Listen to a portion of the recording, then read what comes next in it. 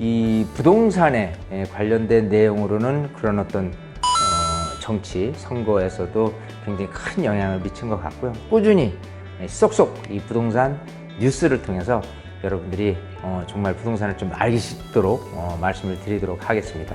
6차 물가 특위를 열고 종부세, 임대차 대책에 대한 후속 논의를 한다고 합니다. 뭐 기재부, 국토부 함께 또 윤 당선자의 그때 당시 이제 인수위 부동산 TF 팀장인 심기원 씨 교수도 이제 참석을 해서 한다고 했죠. 자, 그래서 쭉 5일 여권에 따르면 정부와 여당은 이날 국민의힘 물가 및 민생 안정 특별위원회 이게 이제 6차 회의예요.를 열어서 지난 6월 20일 부동산 대책 등을 통해 발표한 임대차 시장 안정화 방안 및 종부세 개편안 후속 대응을 논의를 합니다. 자, 뭐 어쨌든 지금 물가에 대한 부분이 굉장히 좀 심각한 상황에서 곁들여서 이렇게 부동산 대책 논의도 지금 하는 거예요. 정부는 지난달 16일 부동산 보유세 부담 경감 방안을 발표한 바 있다. 당시 종부세의 공정시장가액 비율을 현행 100%에서 60%로 하향 조정하고 1세대 1주택자의 재산세 공정시장가액 비율도 60%에서 45% 낮추기로 했다. 자, 재산세는 1세대 1주택자에 대한 공정시장가액 비율을 이런 식으로 낮추고 종부세에 대한 공정시장가액 비율도 현행 100%에서 60%를 하향 조정한다고 했어요.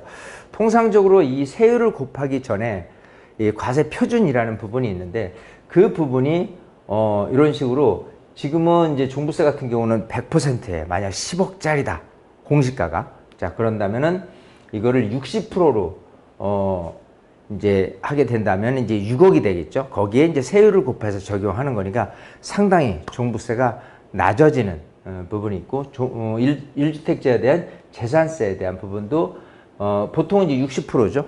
근데 이제 45%로 1주택자들에 대한 혜택을 더 주겠다라고 하는 부분이고 어쨌든 지금 기조로 봐서는 내년 2023년에 6월 1일 기준으로 한 종부세라든지 재산세는 지금보다 더 올라가지는 않겠다라는 좀 예측을 좀 할 수 있을 것 같고요. 중요한 건 이런 식으로 하향 조정, 공정시장가액에 대한 하향 조정에 대한 부분은 법안 제도를, 법을 제도 개선하는 게, 법 통과해서 하는 게 아니라요. 시행령을 통해서도 개정이 됩니다. 따라서 이 정부의 의지로서 시행령 개정을 통해서 바로 이렇게 진행될 수 있겠다라고 예상이 되네요. 아울러 종부세 1세대 1주택 과세 기준 금액을 올해 한시적으로 14억 원으로 확대하는 한편 세율 인하 등 보유세 개편안을 이달 중 발표하기로 했다. 자, 이날 계약갱신 청구권, 전월세 상한제 등 임대차 3법 개편안도 논의될 가능성이 거론된다. 정부는 이렇게 여러 가지 사안에 대해서 국회와 논의기구를 구성해 협의하겠다고 발표했고요. 이 내용은 어쨌든 여기에 관계된 분들 같은 경우는 이렇게 이원재 도교통부 차관, 김영한 주택정책관을 비롯해 회의를 했다라고 보시면 되고 이런 내용들이 이제 장관들한테 가서 또 이제 최종 어떤 부동산 정책을 발표한 데는 그분들이 또 발표는 하겠지만 어쨌든 심도 있게 오늘을 논의가 되는 것 같고요. 이 내용과 맞물려서 비슷한 기사가 나온 게 여기죠. 국민의힘 1가구 1주택 종부세 기준 14억 원으로 개정을 추진하겠다라는 부분입니다.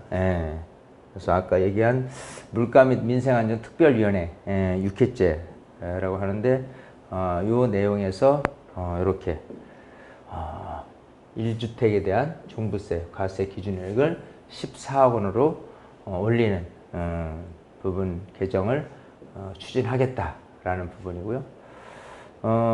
또 뭐 여러 가지 다른 제도도 이제 개정을 하겠다라는 부분이며 어떤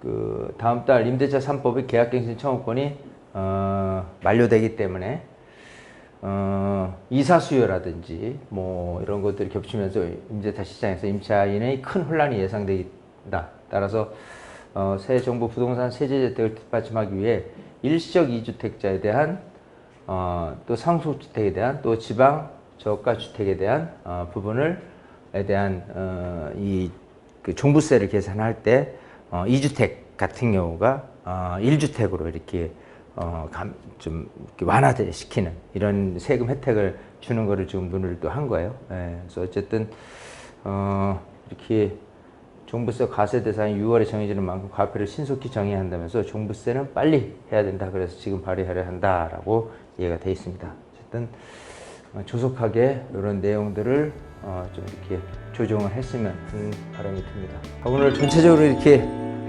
다양한 뉴스를 말씀을 드렸습니다. 어쨌든 쏙쏙 이 부동산 뉴스를 통해서 여러분들이 같은 뉴스라고 해드려도요 제대로 파헤쳐서 알기 쉽도록 전달해드리는 역할을 해드리도록 하겠습니다. 감사합니다.